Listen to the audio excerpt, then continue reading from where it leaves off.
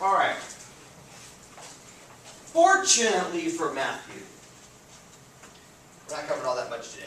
In fact, we're covering the last section of this chapter, which is our last section of the semester, but it doesn't actually cover all that much material. It's mostly just applying rules that we've already learned to something to get more exercises with. And that is, in this last section of chapter 5 or whatever, we are learning 3 more examples of rules of integration. 3 that are frankly really hard to remember. A good example then of the kind of things that would typically be in the back of a book of calculus, and you would just be doing the necessary substitutions and so on your own to do the problems. And so these are listed as your rules 1, 2, and 3 in this section or whatever, they're just sort of a mess. Let's talk about what they are though. First off, remember by the fundamental theorem of calculus, what each of these expressions tell us is that the derivative of this thing is this thing, or the integral of this one is this one. That's fundamentally what calculus, the relationship between derivatives and integrals are. And as it happens, way back in whatever the chapter was where we were doing differentiation, we actually had these rules about the inverse sine and the inverse tangent and the inverse secant as being, 3 of the rules we learned how to take the derivative of. We just didn't care about them all that much. It turned out there isn't that often a problem where you're taking the derivative of an inverse trig function. That just doesn't come up in like physics, engineering, business, and so on all that often.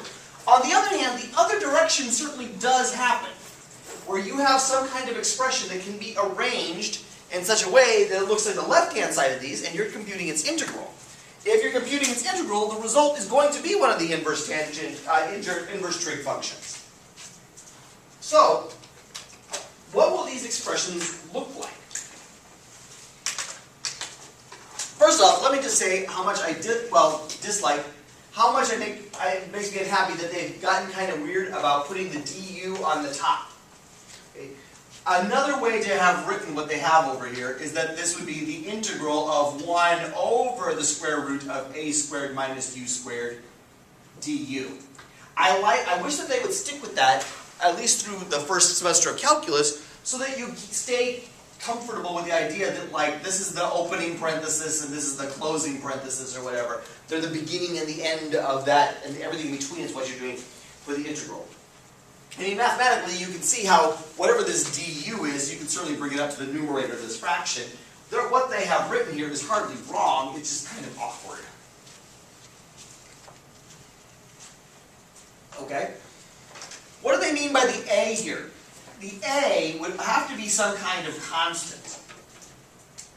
And the u would be, well, it might literally be something like the integral of du square root of 9 minus u squared. Where the a was just a number we put in. It should be a hint as to what's going on here, though, that we're using u, which is our symbol that we had been using all along when we meant substitution. I mean, it would be okay, for example, if u was equal to, I don't know, let's say 2x plus 1, and then this integral is 2d, well, I'm going to be more clear about this here. If u equals 2x plus 1, du dx is equal to 2. So du equals 2 dx, or 1/2 du equals dx, whatever you need in order to substitute this in. So then this is actually du is 2 dx over the square root of, let's just say, 9 minus x plus 1 squared. In other words, all those substitution tricks that we have been using still work just fine.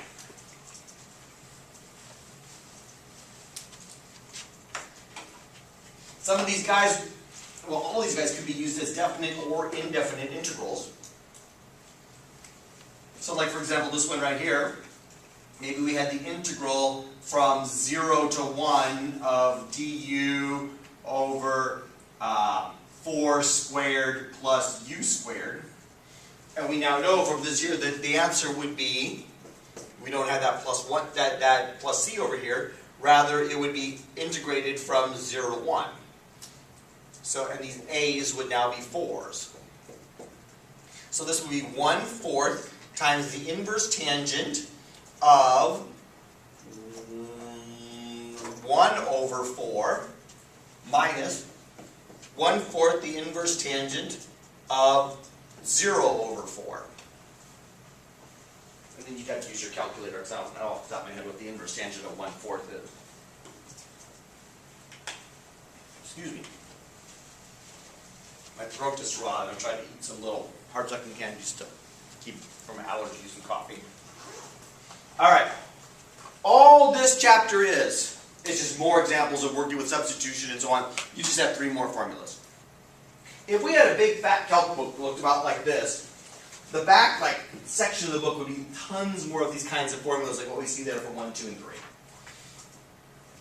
That poor, sad math grad students at some point proved or derived, whatever you want to say. It's just that in this book we only get through some examples of how that would be done and used.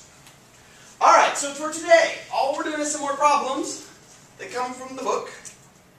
And it's this block of problems right here, which are on page, let me thin some of this out right here. So we are today on page 300, let's just do it here, page 613. You're doing 391 through 401 odd, that isn't very many problems, and 423 through 431 odd. Again, it's hardly a huge number of problems, it's just getting more experience with working with substitution and so on, so that you can solve more and more problems with it. Oh, could you leave that up so I can take a picture of that? I'm sorry. I should have said that earlier. That was just a spreadsheet. Oh, did you email it to us then? What, the spreadsheet? That's my grade. That's your grade book and the list of the assignments. Do you want the list of the assignments? Yeah. I can mail all of them to you. How about that? Or just gonna paste them into the email. The spreadsheets were you shared with Oh yeah, the spreadsheet's also shared with you. Is it You can always get to it. Docs? Mm-hmm. But I'll also email it to you. I mean, I gotta send an email anyway to everybody. I can go through Google Docs. Okay, whatever works. All right, I'll turn this off. Oh man.